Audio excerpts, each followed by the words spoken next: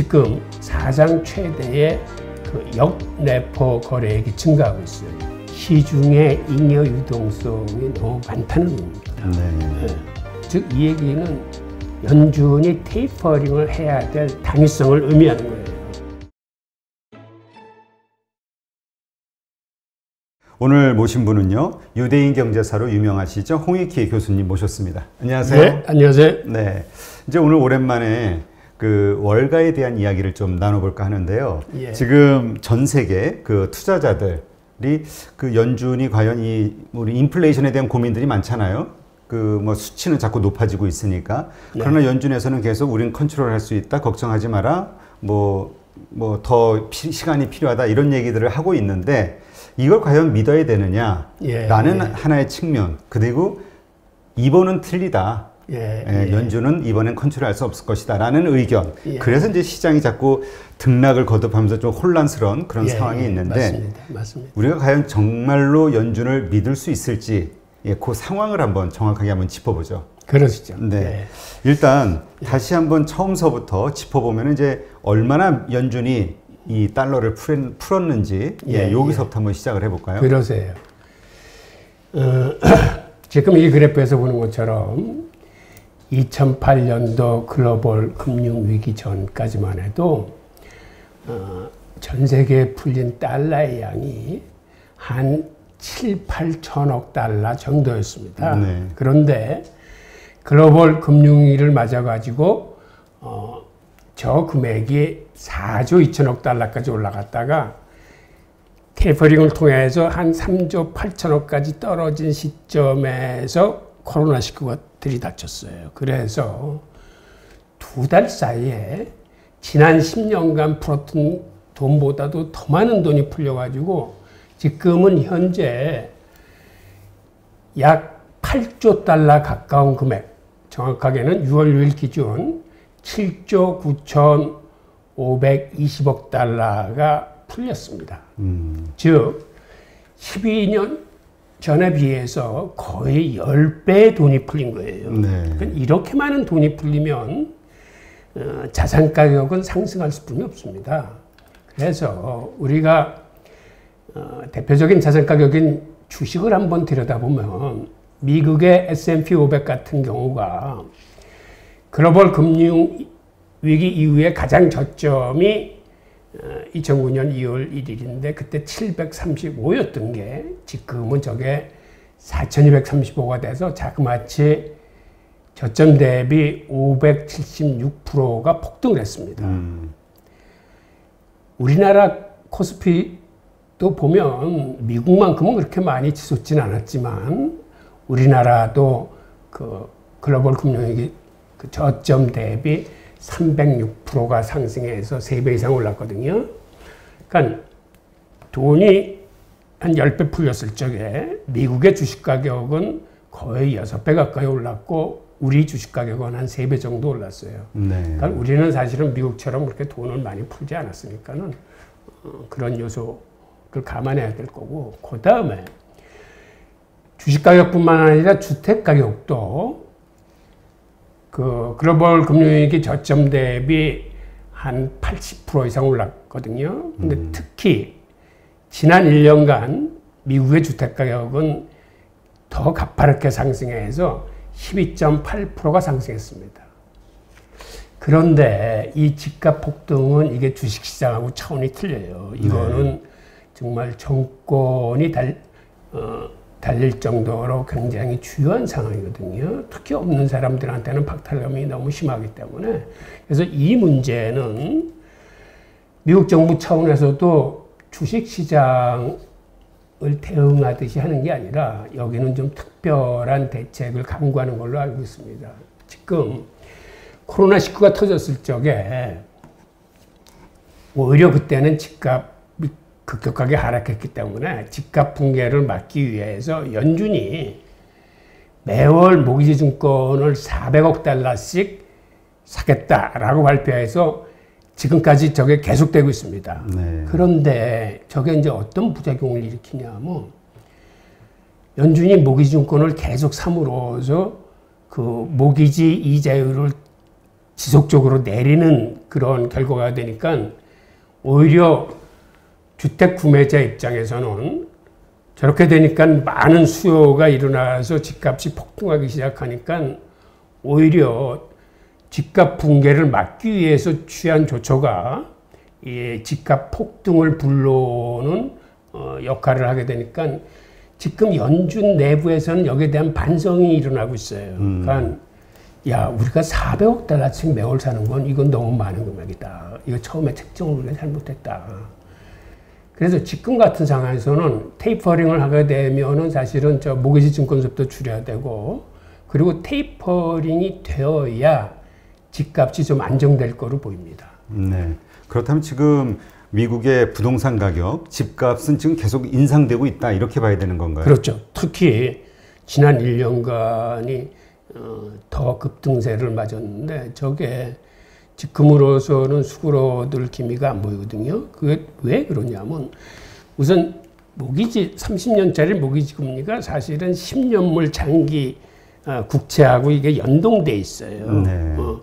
보통 사람들이 이렇게 사면은 30년만 게 딱딱 갚는 게 아니라 한 10년 주기로 이 리모기지를 하기 때문에 10년물하고 이렇게 연동되는데 10년물 금리 자체가 올라갔다가 지금 안정세로 이렇게 약간 떨어지는 추세니까 모기지 금리는 그보다 지금 더 떨어지는 거예요. 그러니까 금리가 더 떨어지니까는 집값은 더 상승하게 되는 거죠.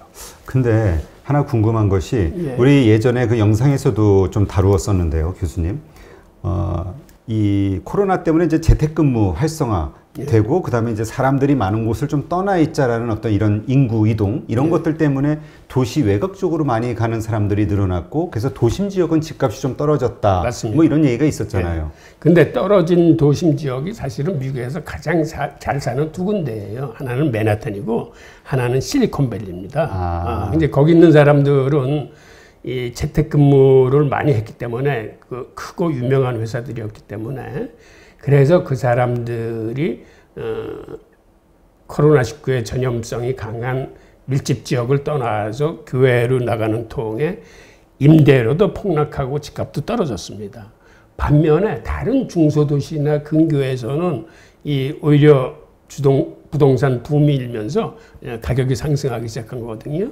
그러니까 이 뉴욕이나 샌프란시스코만 가지고서는 이 전체 대비해서는 이게 그렇게 큰 효과를 나타내지 못한 거죠. 네, 그 두 지역만 제외하고는 전부 이제 상승을 했다. 이렇게 이해해야 되겠군요. 그다음에 지금 이렇게 돈이 많이 풀리고 자산 가격이 폭등하는 데 비해서 사실 소비자 물가는 그간 그렇게 오르지 않았어요. 근데 지난 4월, 5월 두 달간 엄청난 속도로 이게 오르기 시작합니다. 지난 4월은 전년 대비 한 4.2% 올랐고 최근에 발표된 5월 소비자 물가 지수는 5% 정도 올랐거든요. 그런데 사실 5% 정도 올랐으면은 이게 사실은 굉장히 깜짝 놀랄 만한 수치임에도 시장은 그렇게 크게 동요하지 않습니다. 그런데 문제는 자산 가격은 그간 엄청 올랐지만 소비자 물가는 이제 시작이거든요, 이게. 그래서 앞으로 저 수치가 어떻게 변화되는지를 이제 유심히 봐야 되는데 지금 연준의 입장에서는 지금 저게 그렇게 놀랄 만한 일은 아니다. 왜 그러냐면 저거는 기저효과 때문에, 즉 지난해에 코로나19가 들이닥쳐가지고 그때 인플레이션이 거의 디플레이션에 가까울 정도로 없었기 때문에 그 기저효과로 저게 저렇게 튀어오른 거지. 앞으로 한두 달 후쯤 되면은 저게 안정을 다시 찾을 거라 하는 거하고, 또 소비자 물가를 구성하는 요소 중에서 특히 중고자동차나 렌트 비용 같은 게 아주 치솟았어요. 네. 지금 같은 상황에서. 그런데 요 몇 가지 요인 때문에 이렇게 치솟은 거니까는 저거는 앞으로 계속될 성질은 아니고 그런 의미에서 지금의 저 높은 수치에 그렇게 놀랄 필요 없다는 거고, 그 다음에 연준은 스스로 인플레이션을 제어할 무기가 있다. 그러니까 너무 걱정하지 마라 라고 얘기를 하고 있습니다. 반면에 지금 재무부 장관인 제닛 옐런은 올해 인플레이션이 한 3% 정도 비교적 높게 예상되는데 앞으로 상황을 예의주시해야 된다라고 해서 조금 이제 다른 목소리를 내고 있어요. 그 다음에 또 하나 눈여겨봐야 될 게 중국의 생산자 물가지수가 지금 5월달에 9%로 발표가 됐는데 이게 왜 중요하냐면 중국은 제조업의 세계의 공장입니다. 그러니까 중국의 생산자 물가지수가 저렇게 치솟는다는 얘기는 저게 각국으로 수출돼 가지고 저거를 사들이는 나라의 수입 물가지수를 올리면은 그 수입 물가지수는 그대로 그 나라의 소비자 물가지수에 반영이 됩니다. 네. 그래서 중국의 생산자 물가지수가 저렇게 9%나 올랐다는 얘기는 앞으로 세계 소비자 물가지수에도 저게 영향을 미칠 거라고 보기 때문에 저 수치도 눈여겨봐야 될 수치고요. 그러니까 우리가 보통 중국 내부의 문제로 보고 있는데 그게 아니라 중국의 그 원가 인상 요인은 곧 다른 나라들, 많은 나라들이 이제 수입을 해서 쓰니까 맞습니다. 다른 나라들의 물건값이 오르는 인플레이션 효과가 더 커질 수 있다. 그렇죠. 네. 예. 그 다음에 연준의 인플레이션 제어할 무기라는 걸 한번 살펴보면 최근에 발표한 것 중에 지금 갖고 있는 기업 채권과 ETF를 매각하겠다고 발표를 했어요. 근데 연준은 사실은 저 기업 채권이나 ETF 주식은 연준이 사서는 안 되는 거거든요. 그렇죠. 저게 이제 정상화되는 건데 일단 저거를 매각함으로써 이제 저 금액만큼 이제 유동성이 흡수되는 거죠. 그 다음에 이게 눈여겨봐야 될 대목인데 연준이 간접적으로 유동성을 사실은 흡수를 하고 있습니다. 그러니까 사실은 테이퍼링을 시작했다라고 봐야 되는 요소인데 지금 사상 최대의 그 역레포 거래액이 증가하고 있어요. 이 역레포가 뭐냐면 이게 환매 조건부 단기 채권입니다. 단기 채권이라는 건 한 달 이내 채권을 의미하는 건데 즉 환매조건부 단기 채권을 매입하면 그게 레포예요. 그거를 판매하면 이게 역레포라고 부르는 건데, 즉 이걸 가지고 유동성을 조절합니다. 즉 레포는 연준이 단기 채권을 매입하면 채권을 사들이면서 유동성을 풀기 때문에 시중에 유동성이 나가는 거고, 역레포는 즉 단기 채권을 판매하면은 그 대가로 벌어들이는 유동성을 연준이 흡수하는 거예요. 그런데 지금 이 환매 조건부 단기 채권을 판매하면서 이 오버나이트 채권 금리가 0%입니다. 그러니까는 이 자체는 사가지고 가는 은행이나 기관이 여기서는 이걸 가지고 돈 벌지 못해요. 수익률이 없어요. 그런데 돈도 안 벌리는 저거를 지금 엄청나게 사가지고 갖고 있거든요. 그 내용을 한번 살펴보겠습니다. 우선 이 그래프에서 보시듯이 최근에 역레포 금액이 엄청나게 치솟고 있어요. 6월 14일 기준으로 5,800억 달러, 역대 최고치인데 6월 7일 그 역레포 입찰한 걸 보면은 56개 기관이 그 당시는 4,861억 달러, 0%. 즉 1,000원짜리 채권을 1,000원에 그대로 사갔다는 얘기거든요. 보통 이렇게 단기 채권은 이게 할인채가 돼서 보통은 1,000원짜리 채권을 뭐 900원에 판다거나 이렇게 할인해서 팔므로써 이제 그 이익을 투자자들이 먹는 건데, 그런 게 없이 그냥 제값 주고 팔았으니까는 저거를 산 사람은 전혀 할인을 받지 못했기 때문에 수익률이 0%인데도 저렇게 많이 몰리고 있습니다. 저게 지금으로 봐서는 날이 갈수록 금액이 커질 것 같은데, 그 다음에 56개 기관이나 여기 응찰을 했다는 건 연준 산하 은행이 아닌 일반 투자은행한테도 이 문호를 개방했다는 의미거든요. 즉 가능한 많은 기관이 와서 사가게 함으로써 연준으로서는 그만큼 많은 유동성을 이제 흡수하려고 하는 거죠. 지금 쉽게 얘기해서 시중에 단기 채권이 풍기 현상이에요. 근데 단기 채권이 꼭 필요한 그러한 그 품목들이 있습니다. 여러분들이 잘 아시는 그 MMF, 즉 머니마켓 펀드 같은 거는 여기에 구성 요소 중에 단기 채권이 꼭 있어야 돼요. 보통 미국의 머니마켓 펀드의 규모가 4조 달러나 되는데 이 머니마켓 펀드는 리스크가 없는 수익을 요구하기 때문에 특히 국채가 많아야 되는데 그 국채 중에서도 단기 국채가 인기가 있어요. 보통 국채는 시장에서 단기 국채가 이익이 있습니다. 그런데 재무부가 단기 국채 위주로 찍지 않는 이유는 단기 국채를 찍으면 너무 빨리 롤오버를 해야 되기 때문에 이게 굉장히 힘들어, 재무부 입장에서. 그래서 가능한 장기로 가져야지 10년, 20년, 30년 물로 가지면은 그거는 롤오버가 10년마다 그렇죠. 돌아오니까. 그래서 작년에는 워낙 급했기 때문에 단기 국채를 사실은 연준이 많이 발행을 했어요. 여기서 그 단기 국채라는 거는 1년, 3년, 5년물을 얘기하는 건가요?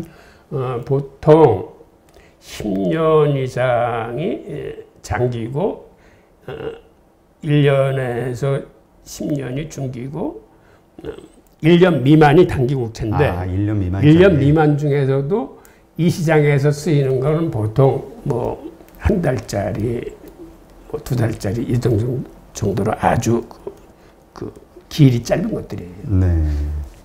즉 지금과 같이 단기 채권이 풍기한 현상의 하나가 올해 들어와서는 재무부가 장기 국채를 늘리고 단기 국채는 발행을 안 할 뿐만 아니라 오히려 회수 중입니다. 그러니까 롤오버가 들어오면은 그거를 하지 않고 장기 국채 위주로 발행하기 때문에 시중에서 단기 국채를 지금 빨아들이고 있어요. 그러다 보니까 인기 있는 단기 국채들이 없는 거예요, 시중에. 예.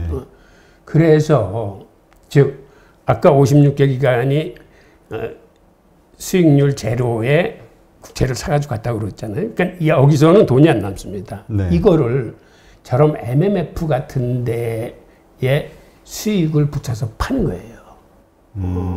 그러니까 56개 기관은 0%로 받아가지고 이거를 필요로 하는 MMF나 다른 기관들한테 수익을 붙여서 이제 그걸 이자를 주고 빌려준다. 빌려줄 수도 있고 팔 수도 있고. 물론 저 단기 국채는 환매 조건이기 때문에 이거를 나중에 팔아야 되는데 이걸 계속해서 같이 하기 때문에 어떤 의미에서는 그러니까 단기채를 돌려서 장기채를 만드는 것과 같은 이제 효과를 계속 롤오버를 하니까. 예. 그래서 지금 영래포 시장에 자금이 몰리고 있습니다. 이렇게 영래포 시장에 자금이 몰리는 이유를 한번 보면은 한마디로 시중의 잉여 유동성이 너무 많다는 의미입니다. 네. 그래서 즉 이 얘기는 연준이 테이퍼링을 해야 될 당위성을 의미하는 거예요. 그러니까 너무 많은 잉여 유동성이 떠돌기 때문에 연준으로 봐서는 이제는 테이퍼링을 해야 될 시기가 도래했다라고 봐야 되고 연준은 또 하나 이렇게 영래포만 가지고 시중의 잉여 유동성을 흡수하기에는 이게 한계가 있거든요. 지금 5천억 단위 이거 커봐야 1조 달러를 넘지 않을 텐데 그래서 큰 유동성을 흡수하려면 결국은 초과 지중 금리를 올려야 됩니다. 네. 이건 무슨 얘기냐면 초과 지중 금리라는 건 뭐 잘 아시겠습니다만은 그 각 은행이 갖고 있어야 될 그 기준율이 있어요. 지급준비. 지급준비금을 예치해둬야 되는데 그 법정 지급준비금을 초과하는 금액을 초과지준이라고 얘기하는데 이거는 예치를 하면은 조금이나마 이자를 붙여줍니다. 지금은 연준이 0.1%의 이자를 줘요. 그래서 여기에 지금 돈이 그러니까 대형 상업은행으로부터 연준에 예치된 돈이 지금 거의 4조 달러에 가까워요. 그 0.1% 이자를 받기 위해서 0%로 가져와서. 그러니까 저게 무슨 의미냐면 연준이 저렇게 이자가 적은데도 연 0.1%니까는 사실은 거의 수익이 안 나는 거 아니에요? 예. 그럼에도 이렇게 돈이 몰리는 이유는 오히려 저 돈을 잘못 대출해 줬다 떼이는 것보다는 안전하게 그래도 연준에 맡기는 게 낫다라고 판단하는 거거든요. 그렇죠. 예. 근데 저거를 지금 0.1% 주둔 거를 예를 들어서 이자를 0.2%로 늘리면 저기에 이제 더 많은 유동성이 이제 흡수가 됩니다. 그래서 이제 지금 연준이 사실은 나름대로 유동성을 흡수할 수 있다. 그러니까 인플레이션을 막을 수 있다고 보는 게 지금 설명한 사실은 두 가지예요. 핵심은 영래포 시장하고 그다음에 큰 돈은 초과지준 금리를 올려가지고 끌어들이겠다는 거거든요. 근데 제가 잠깐 이해가 안 가는 부분이요. 일단 우리가 이제 레포 시장이라고 하면은 이제까지 제가 알고 있던 것은 이제 각 금융기관이 됐든 여러 단체들이 그 미국채를 담보로 단기 운용 자금을 이제 맞아. 빌리는 거잖아요. 맞아. 그리고 이제 그거를 계속 뭐 며칠짜리 뭐 며칠짜리들 가지고 계속 롤오버 하면서 맞아. 그 돈을 뭐 예를 들어서 이제까지 뭐 어디다 투자를 한다든가 해가지고 막 수익을 얻었던, 그래서 뭐 그 돈들이 전부 원자재 시장으로 쏠려가지고 원자재 가격이 인상됐다는 이야기도 있었고 이런 것인데, 이 돈이 그러한 쪽으로 흘러가지 않도록 연준이 지금 저 영래포를 만들었다는 거잖아요. 근데 그게 단지 0.1%라는 현재 이자 그리고 0.2%로 올려주겠다라는 것만 가지고 이 사람들이 이제까지 그렇게 투기적 자금으로 운영하던 거를 갖다 집어넣는 이유가 뭘까? 지금 질문이 약간 좀 혼선이 있는데, 네.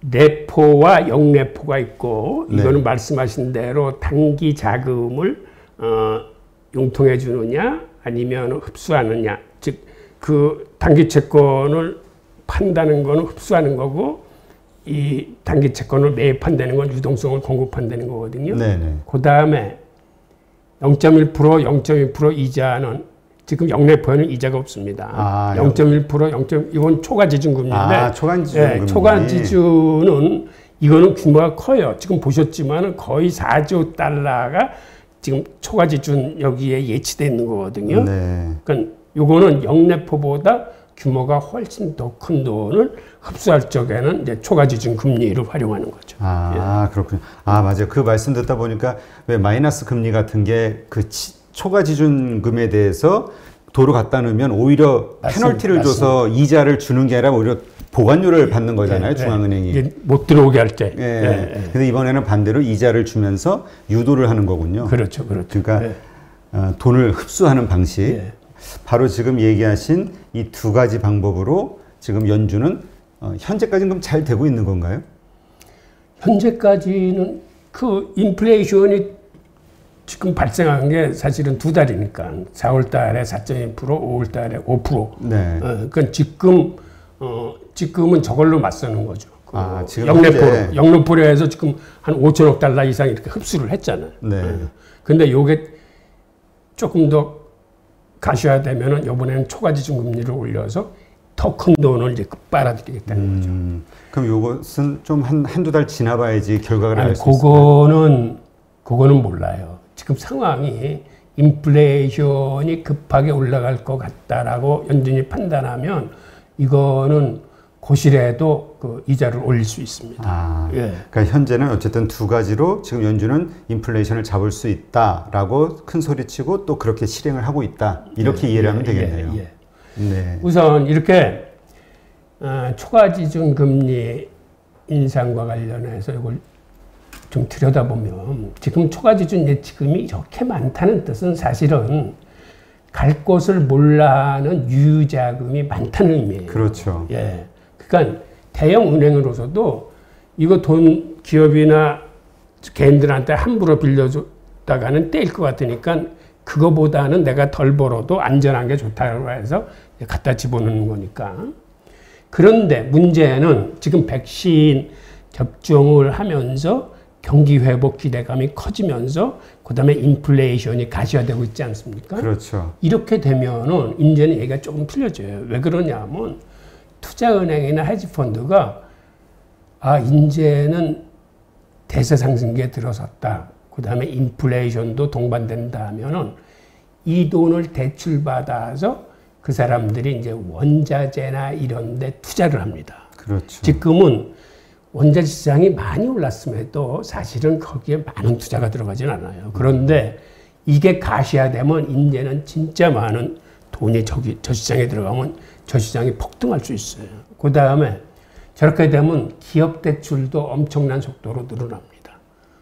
지금은 시장이 죽었으니까 기업이 투자를 결행하지 못하는데 경기가 산다, 거기다 인플레이션까지 같이 온다, 그러면은 현금을 갖고 있는 것보단 투자를 하고 대출을 받아서 이 상업활동 행위를 늘리려고 하기 때문에 그때도 이제 대출 수요가 폭발적으로 늘어납니다.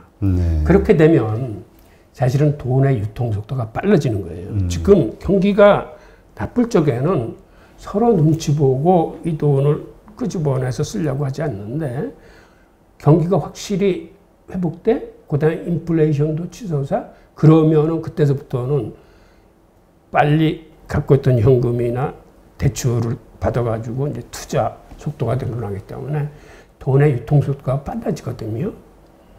그러면 어떤 일이 벌어지냐면 인플레이션 올라가는 거 2%, 3%, 4%는 사실은 잡을 수 있어요. 네. 그런데 무서운 거는 기대 인플레이션, 즉 앞으로 인플레이션이 일어날 거라고 생각하기 때문에 투자나 소비를 빨리 하는 행위가 이게 만연돼서 개인이나 기업에 퍼지기 시작하면 이 기대 인플레이션은 잡기가 굉장히 힘듭니다. 네. 그러니까 중남미 같은 데가 초인플레이션에 빠지는 게 바로 이 기대 인플레이션이 어느 시점, 임계점을 지나면 폭발적으로 일어나기 때문에 초인플레이션이 오는 거거든요. 미국이라는 큰 나라가 여태까지는 저러한 초인플레이션이 오지는 않고 사실은 80년대까지만 해도 한 18% 그것도 사실은 큰 인플레이지만 18% 정도 되는 거를 이제 잡은 적이 있는데 앞으로 그때보다 지금 10배 이상의 큰 돈이 풀렸기 때문에 이 기대 인플레이션 촉발에 대해서 이거를 과소평가하면 안 돼요. 이거는 아무리 큰 나라도 당할 수 있는 거거든요. 네. 그래서 우리가 이제 지켜봐야 되는 게 아까 말씀하셨던 연준의 그 두 가지 방식으로 어떻게 인플레이션을 기대 인플레이션이 살아나기 전에 잡아 누르느냐 이게 관전 포인트가 되겠네요. 그렇죠. 네. 그러면 이제 우리가 지켜봐야 될 것은 조금 전에 말씀하셨던 그 연준의 두 가지 방식, 그 무기를 통해서 이 인플레이션, 사람들의 그 기대 인플레이션이 더 자라나지 않도록 어떻게 싹 누르느냐, 이게 이제 우리가 지켜보는 이게 성공하냐 마냐의 어떤 그 관전 포인트가 되겠네요. 네, 맞습니다. 네.